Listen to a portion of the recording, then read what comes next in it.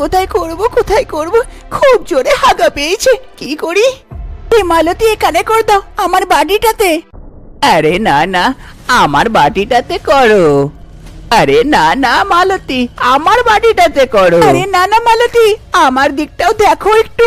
আরে তোমরা পাগল হয়ে গেছো নাকি যে আমি পায়খানাটা তোমাদের বাড়িতে করব?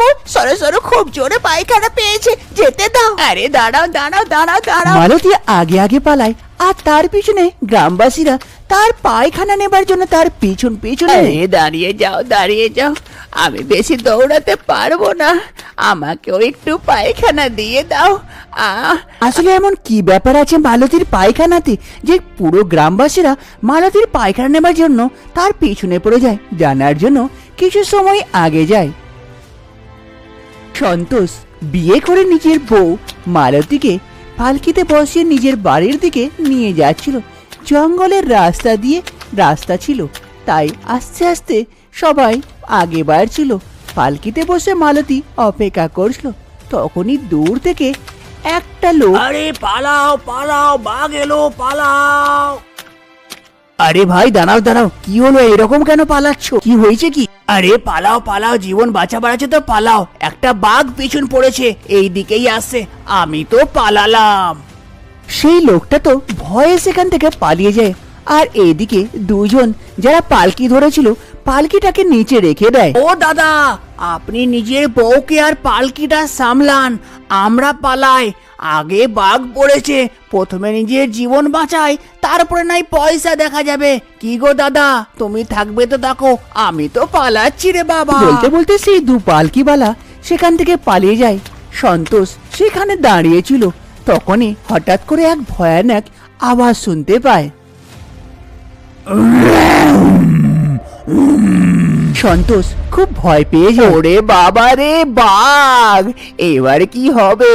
আগে পালাই, তারপরে দেখা যাবে যা হবে রে। পালকিতে মালতী বসেছিল, কিন্তু সন্তোষ এত ভয় পেয়ে যায় কি পালকি ছেড়েই সেখান থেকে পালিয়ে দাঁড়ায়। কিন্তু এইদিকে পালকির ভেতরে মালতী ছিল। মালতী বাইরে এসে দেখে কেউ নেই, কিন্তু যেমনই দেখে সামনে এক বাঘকে, মালতী খুব ভয় পেয়ে যায়। বাঘটা আস্তে আস্তে মালতীর দিকেই আগে বাড়ছিল। ওরে বাবারে, সামনে বাঘ! এবার আমি কি করব? কেউইতে নেই, সবাই পালিয়ে গেছে। আমি কি করি এবার? কোথায় যাব? মালতী দেখে সেই বাঘটা ওর দিকে আগে আসছে। মালতী থরথর কাঁপতে লাগে ভয়ে, কি করবে বুঝতে পারে না। এদিক ওদিক দেখতে দেখতে সামনে এক গাছ দেখতে পায়। মালতী আর কিছু না ভেবে দৌড়াতে লাগে সেই গাছের দিকে, আর গাছের ওপরে চেপে যায়। সেই বাঘটা মালতীকে দেখে তার পেছন করে আর সেই গাছের নিচে পৌঁছে যায়। বাঘ গাছে চাপার চেষ্টা করে, কিন্তু চাপতে পারে না। তাই জন্য বাঘ নিচে দাঁড়িয়ে দাঁড়িয়ে অপেক্ষা করে মালতীর, আর মালতী গাছের ওপর চেপে বাঘের ভয়ে বসে থাকে। আরে এবার আমি কি করব? এই বাঘটাও নিচে বসে আছে, আমি নিচে নামতে গেলে সে তো আমাকে খাবে। এবার কি করি? আমার কি হবে এবার? মালতী গাছে বসে বসে অনেকক্ষণ অপেক্ষা করে, বাঘ যাবার নাম নেয় না। এবার তো মালতীর খিদেও পেয়েছিল খুব জোরে। আরে খুব জোরে খিদেও পেয়েছে, কি করি? এই বাঘটাও তো যায় না। মালতী যে গাছটায় চেপেছিল সেই গাছে কিছু ফল ছিল। মালতীর নজর যেমনই ফলে যায়। আরে এ কি ফল? দেখতে তো ভালোই লাগছে, কিন্তু বিষ ফল হলো তো, জীবন যাবে। আরে একে জীবন কাটি, না তো নিচে পড়লে বাঘে খাবে। আর কি করব এই অবস্থাতে? আর কোনো উপায়ও নেই, এই খাই। তারপর মালতী সেই ফলগুলোকে ভাঙে আর সেই খেয়ে খেয়ে দিন কাটায়, যতক্ষণ না বাঘটা চলে যায়। আস্তে আস্তে সময় পার হতে হতে রাত হয়ে যায়। রাত হওয়ার পর যেমনই সকালের প্রথম কিরণ আসে, মালতী দেখে সেই বাঘটা নাই, চলে গেছে। মালতী মনে মনে খুশি হয় খুবই। বাঘটা নেই, গেছে কোথাও।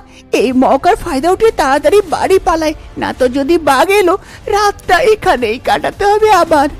তারপরে মালতী আর কিছু না ভেবে তাড়াতাড়ি গাছ থেকে নামে আর দৌড়ে বাড়ির দিকে পালাতে লাগে জীবন বাঁচিয়ে। মালতীর শাশুড়ি মা রেখা দেবী বাইরে ঝাড় দিচ্ছিল। তখনই সেখানে মালতী আসে দৌড়াতে দৌড়াতে। শাশুড়ি মা মালতীকে দেখে খুবই আনন্দিত হয়। আরে মালতী বৌমা, তুমি? আমি তো ভাবলাম কি তুমি। হ্যাঁ শাশুড়ি মা, সব তো সেই বাঘটার দয়া। যদি আজকে বাঘটা দয়া না দেখাতো আমি তো তার পেটেই থাকতাম। কি জানে কি হলো, বাঘটা সকাল সকাল চলে গেল, আর সেই মৌকার ফায়দা উঠিয়ে আমি দৌড়ে দৌড়ে এখানে এসেছি নিজের জীবন বাঁচাতে। আরে ওপরওয়ালার অনেক অনেক কৃপা যে আমি নিজের বৌমাকে দেখতে পাচ্ছি। আরে বেটা সন্তোষ, সন্তোষ রে, কোথায় আছিস? তাড়াতাড়ি আয়। নিজের মায়ের আওয়াজ শুনে সন্তোষ তাড়াতাড়ি ঘর থেকে বাইরে আসে আর মালতীকে দেখে খুবই খুশি হয়। আরে মালতী, তুমি বেঁচে আছো? আমি তো ভাবলাম সিংহ। আরে বেটা সন্তোষ, বৌমা ভয় পেয়ে আছে, যা যা একে ঘরের ভেতরে নিয়ে যা। তারপর সন্তোষ মালতীকে নিয়ে নিজে ঘরের ভেতরে যায়। রাতে বেলার সময় হচ্ছিল, মালতীকে খুব জোর পায়খানা পেয়েছিল। সে ঘর থেকে বাইরে আসে। আরে খুব জোর পায়খানা পেয়েছে, কি করি? মাঠের ধারে যেতে হবে, নদী। না না না, সেদিকে যাব না। ওই দিন তো বাঘে এসছিল, এবার যদি বাঘ ভালুক কিছু চলে এলো, এবার তো আমাকে আর ছাড়বে না। ওখানে না গিয়ে এখানেই কোথাও করে নি। মালতী এদিক ওদিক দেখে আর গিয়ে এক জায়গায় বসে যায় পায়খানা করতে। হয়ে গেল পায়খানা। আরে কিন্তু এরকম যদি খোলা থাকলো সবারই নজর পড়বে আর গন্ধ তো সবাই জানতে পেরে যাবে। কি করি? হ্যাঁ, এতে মাটি ঢাকা দিদি, তাহলে কেউ জানতেও পারবে না। তারপর মালতী নিজের পায়খানার উপরে আশেপাশেকার মাটি নিয়ে ঢাকা দিয়ে দেয় আর ঘরের ভেতরে চলে যায়। সকাল হতেই সন্তোষ বাইরে থেকে আওয়াজ লাগায়। মা, মা কোথায় আছো? এখানে এসো একটু। সন্তোষের আওয়াজ শুনে রেখা দেবী সেখানে আসে। আরে সন্তোষ, কি হয়ে গেল? সকাল সকাল এত ডাক মারছিস কেন? আরে মা দেখো দেখো, কত বড় গাছ হয়ে গেছে। কোথা থেকে হলো? আমি তো লাগাইনি, তুমি লাগিয়েছো নাকি এই গাছটা? কালকে তো ছিল না কিছুই। আরে না না বাছা, আমি কেন লাগাতে যাব? কিসের গাছ সেটাও জানি না, মনে হয় বৌমা লাগিয়েছে নাকি। দাঁড়া ওকে দেখি। আরে বৌমা, বৌমা এখানে এসো। মালতী নিজের শাশুড়ি মার আওয়াজ শুনে ঘর থেকে বাইরে আসে। হ্যাঁ মা বলুন। আরে বৌমা দেখো তো, এই গাছটা কি তুমি লাগিয়েছো? এত বড় হয়ে গেছে। মালতী ধ্যান দিয়ে সেই গাছটাকে দেখে। আরে এ তো সেই জায়গাটা যেখানে কালকে আমি রাতে পায়খানা করেছিলাম। এত তাড়াতাড়ি এত বড় গাছ হয়ে গেল কেমন করে? আরে না না মা, আমি কেন লাগাতে যাব? হতে পারে নিজে থেকে বেরিয়ে গেছে, দেখুন। আরে মা, কেউ যখন লাগায়নি উঠিয়ে ফেলে দিচ্ছি। কোন জঙ্গলি গাছ লেগে গেছে ঘরে? আরে না বাছা, ফেলতে হবে না।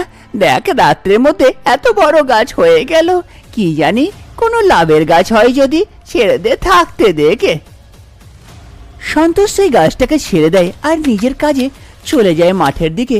আর বাকি বাড়ির সবাইও নিজের নিজের কাজে ব্যস্ত হয়ে যায়। গাছটা সেখানে ওই রকমই থাকে। দ্বিতীয় দিন সকালে আবার থেকে সন্তোষ। আরে মা, মালতী দেখো দেখো কি হয়ে গেছে, তাড়াতাড়ি এসো। সন্তোষের আওয়াজ শুনে তার মার বউ দৌড়ে দৌড়ে সেখানে এসে পৌঁছায়। আরে বাছা, কি হয়ে গেল? এরকম করে কেন ডাকছিস? আরে মা ধ্যান দিয়ে দেখো, এই গাছটাতে পয়সা লেগেছে গো, টাকা। আর পাশে আর একটা গাছ হয়েছে এইরকমই। আরে হ্যাঁ বাছা, তুই তো ঠিকই বলছিস রে, কত কত টাকা লেগেছে।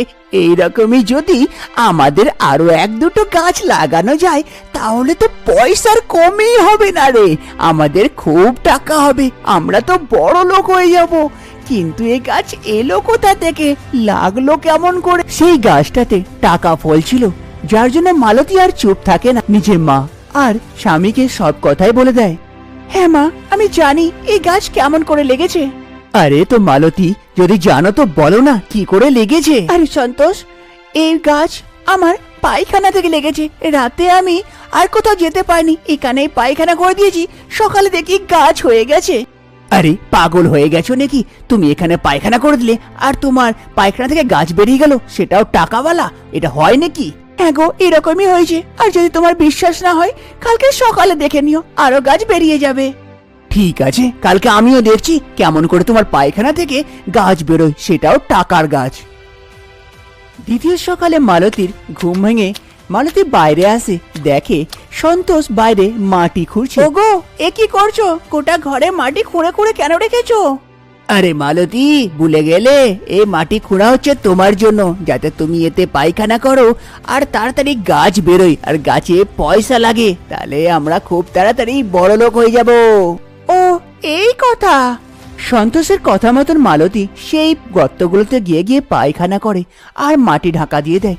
কিছু সময়ের মধ্যে হতে গাছ বেরিয়ে আসে আর গাছে পয়সা।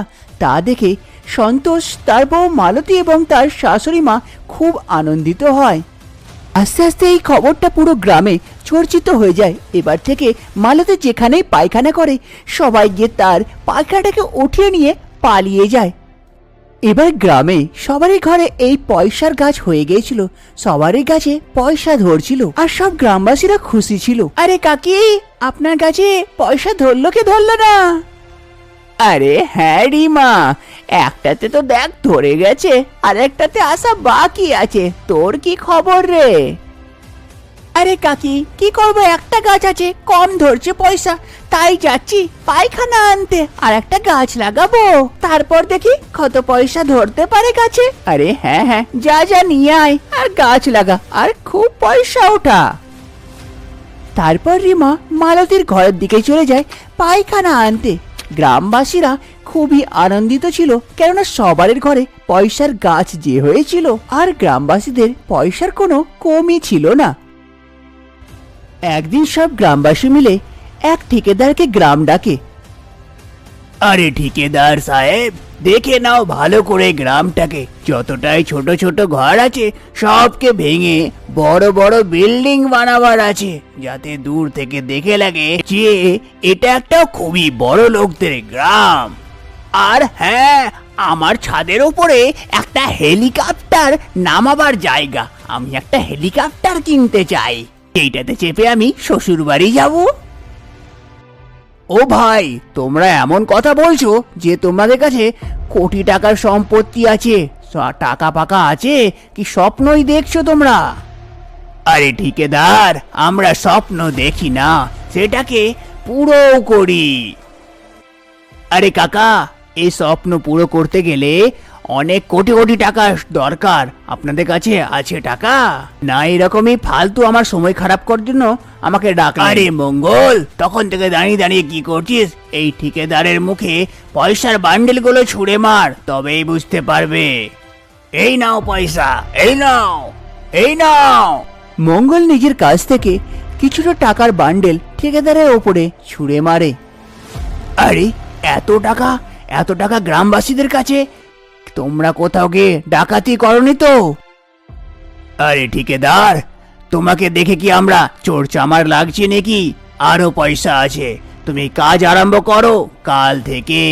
এই নোটগুলো একটু উল্টো পাল্টা লাগছে, ভালো করে ধ্যান দিয়ে দেখে তো নি আসল আছে কি নকল। তারপর সেই ঠিকাদার নোটগুলোকে ভালো করে দেখে।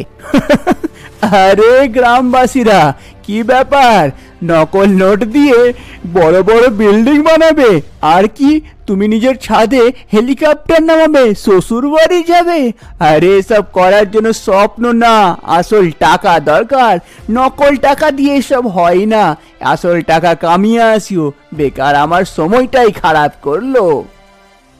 এই বলে সেই ঠিকাদার সেখান থেকে চলে যায়।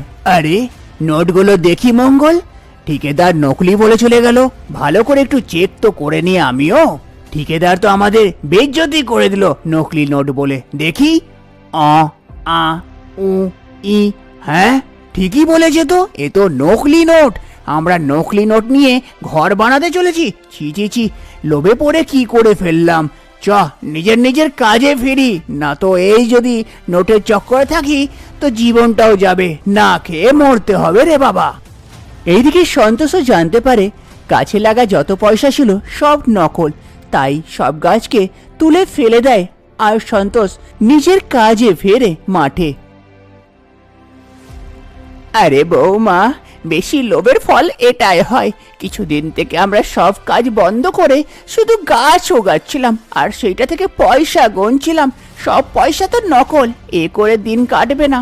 চলো চলো নিজের কাজে ফিরি, ঘর সংসারের কাজ দেখি। অতি লোভে তাতেই মরণ, না তো তাই হবে।